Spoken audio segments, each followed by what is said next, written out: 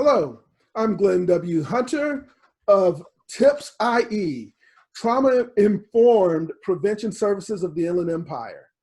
And today we're here to talk specifically about what's going on in our schools, particularly with regards to some of our minority students. I'm not going to tip my hand today, but contributing to this conversation, we have Shor Denny, Joyce Clark, and Tamika Carter, also of TIPS IE. And we're going to jump right into the middle of this mess of what's going on in our schools, how we're actually recognizing authority, and the kind of environment that our, frankly, African-American students are enduring when they show up in the school building. So Joyce, we're going to give you the first question. Black Lives Matter seems to have inadvertently birthed another way of monitoring schools. Schools across the USA are now moving toward a reform of defunding the police. Why is this happening now? It's happening now because that's been part of what Black Lives Matter has always been about. It's not just the defunding of the police and what's happening in the schools. They want to change the police presence in schools. They have a whole blueprint of what they call the Black Act that they put before New York and California. And both of those cities are acting on it. The reform or the repurposing of police dollars. They want to take out or close that pipeline between the militaristic way that police act, because they have the ability to get AK-40s and huge firepower against our neighborhoods. And they've got a list of refunding and repurposing those dollars. And the other thing, as far as schools are concerned, get the police out of the schools, because police are not there as humanitarians. They're there as police to enforce behavior. And this is K through 12. Police in the schools are wearing guns. That sends a message to our youth that police are to be feared, and police are to be fought, and police are to be disobeyed. So they want some changes. And the other part of that in terms of education is putting Black history back into the school system. That's Black Lives Matter, just a portion of their manifesto, referendum, their Black Act, as they put it. No, where Black history, was it ever in schools? Yes. Back, really? Right after the civil rights, all the schools from K through PhD or colleges all had Black history programs, Black history teachers. Unfortunately, I'm sad to say that on some levels, the Black history teacher was white. And there were minimal books written. So there had to be a lot of research done, but as the years went by, more and more books were written on Black history by Henry Clark, Francis L. Wellesley, Frantz Fanon, all of them.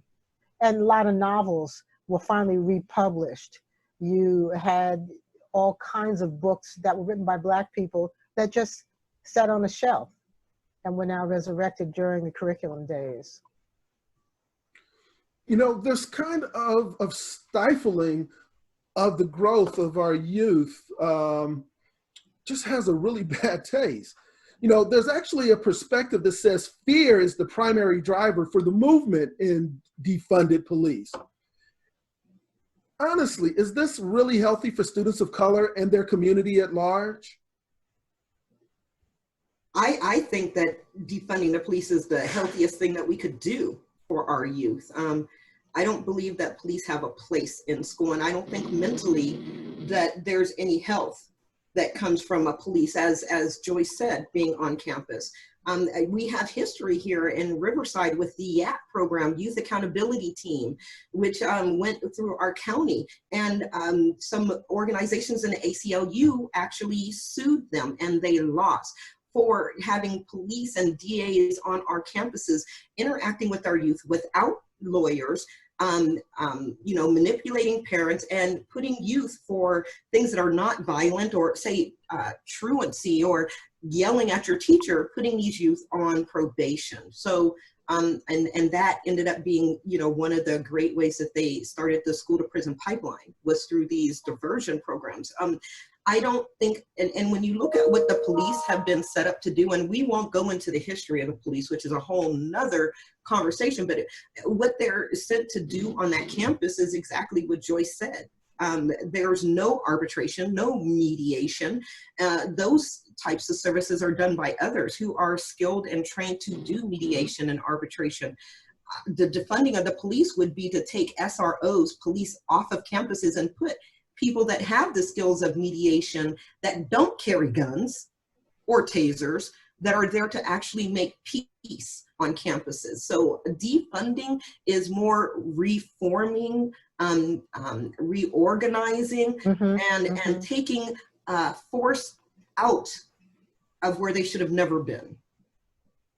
I have a slightly differing opinion. And I say that out of it, and it might be out of that fear, right? And I can honestly admit that I think that with all of the school shootings, we did want someone. We wanted someone at the door, at least. And that's kind of something I was sharing with a friend of mine who was in law enforcement, who believes adamantly that police should be in schools. And so our happy place was that, okay, if a mass outside threat shooter comes, yes, I would like a militarized whatever at the gate. They need to walk through metal detectors, make sure no one in the school has it.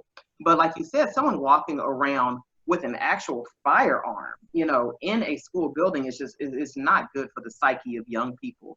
I like that you bring up some of the diversion programs. I've experienced that as well. I worked with a truancy program once that was through a city I was working with. And there were so many missing pieces in it that it just ultimately led to kids being funneled into a pipeline. One of those was they would send something to the house. The city would send something to the house for the kid to come to court.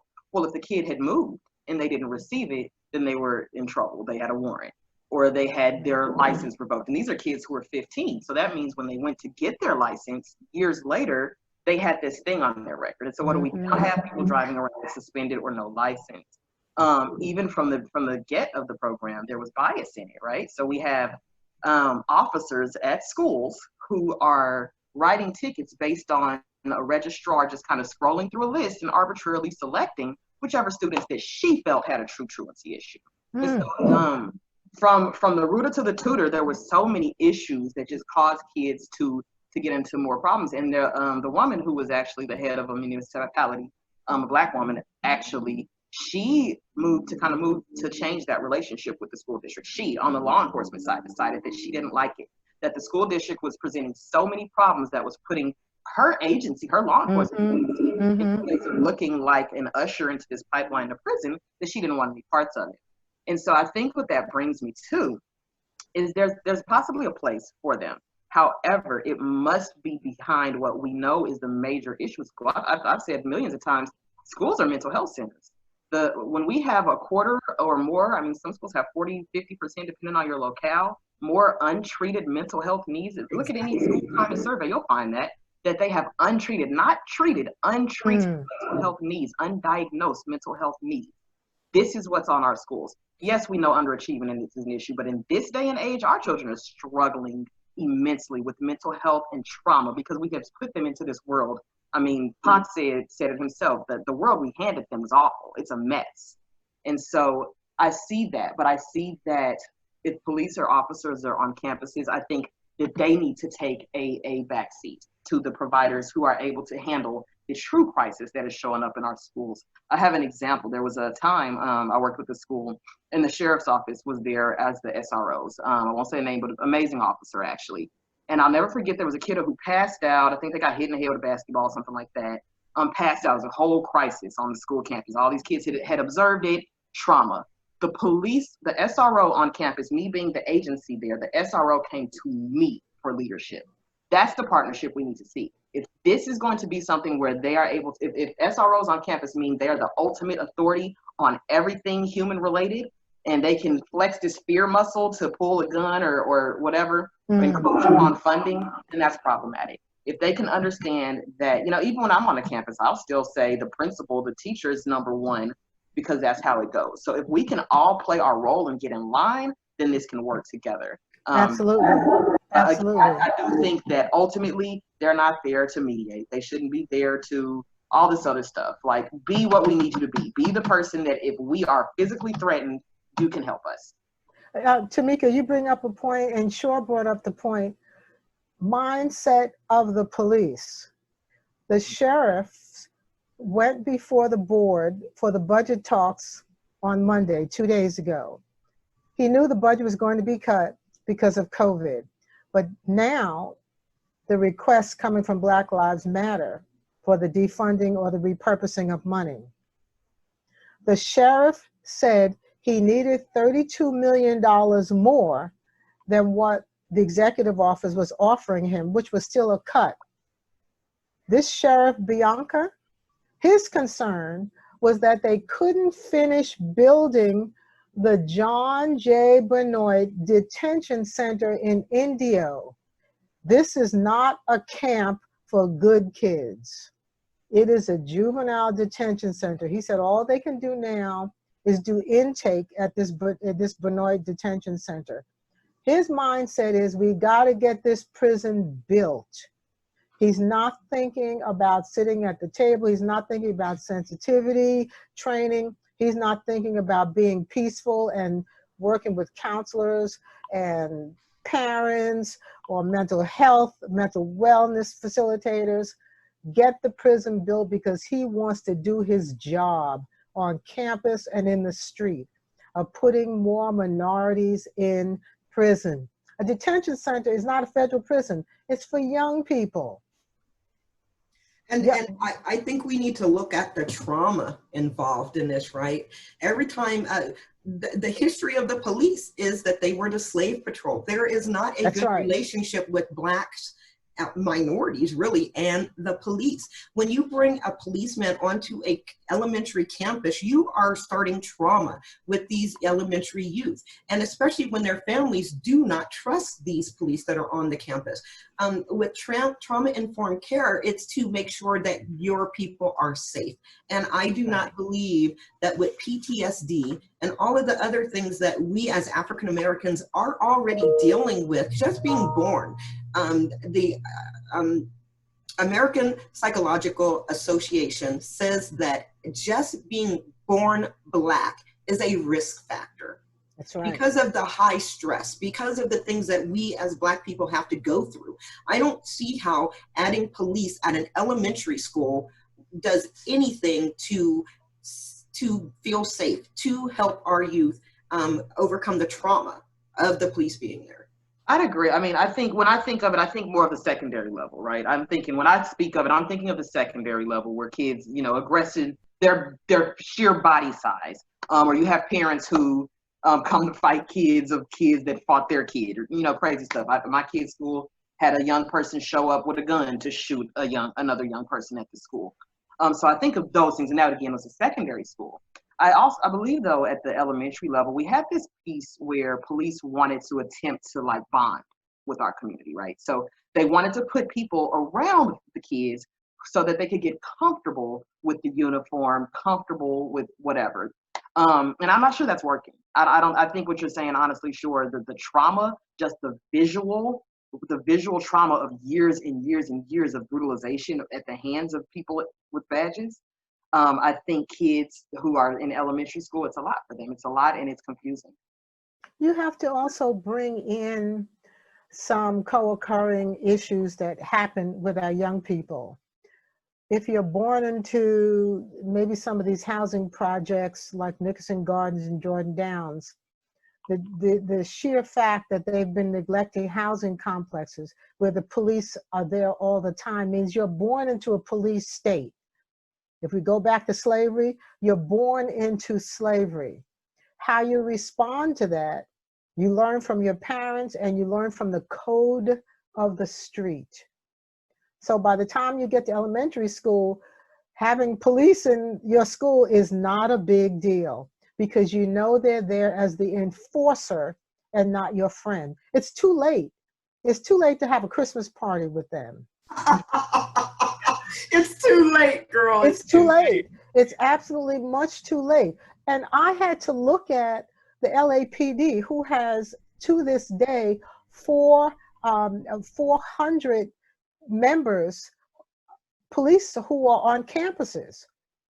A police force that's on campus in LAUSD, 400. Why aren't there 400 counselors? So you have a police officer at these schools, 50 schools, and over 100 of them have police, but don't have a mental health worker, don't have a counselor, don't have a nurse, don't have a psychologist, don't have a priest on call to come de-escalate anything that's going to happen. Because kids are kids. You spoke about that, Tamika. I'm sorry. The police on school campuses have to go, and they have to go into some kind of sensitivity training. So they repurpose their brain to not be enforcers, but to be human support mechanisms for the community they serve. Why do we insist that we got to use police? This is where I go, and I think that's the fear factor. Why are we so afraid to not have police?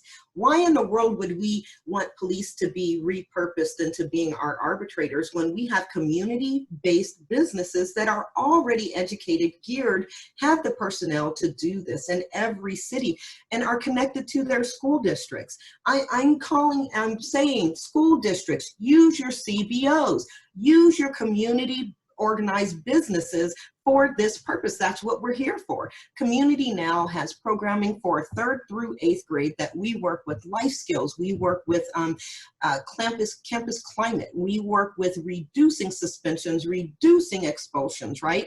And bringing a positivity to the campus. This is what money should go into, not into police. How are the police going to fill the shoes of Community Now? Let's just start with Community Now. How are they going to go to all of these campuses, uplift the teachers, bring that positivity to the campus, give the life skills and emotional intelligence to the youth that they need to prosper in life?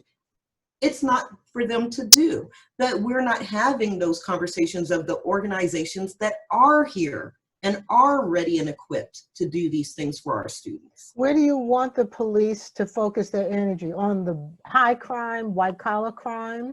Stay in their lane. Just telling them to stay in their lane. Don't multi-purpose. Why would they when there are other organisms? It seems to me our society has gotten into this conglomerate, right? This global, this monopoly type of a mindset, when America was built on small business. America was built on us supporting our own communities, right? So that we understand and know the people that we're working with. I think we need to go back to the local store, to the local organizations.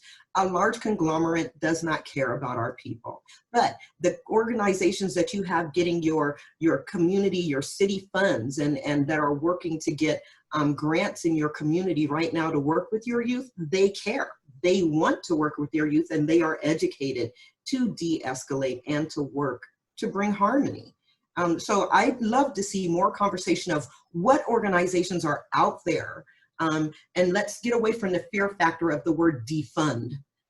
What we're saying is there are better services that can be put in place utilizing that money that would actually support our youth in a better way. That's what we're saying. When more holistic way, absolutely. In a more holistic way that will bring down crime, right? Which is what we're worried about. These school shooters, you know why they're school shooters? Because there are no counselors on the campuses, right. Because there are no people out there, these CBOs, supporting their communities, which means we need the police. You know, it's not that we need them, it's we think we need them because of what is going on. And it's simply our systematic issue of changing how we see it. Yes. Yeah, I think you bring up so many key points there.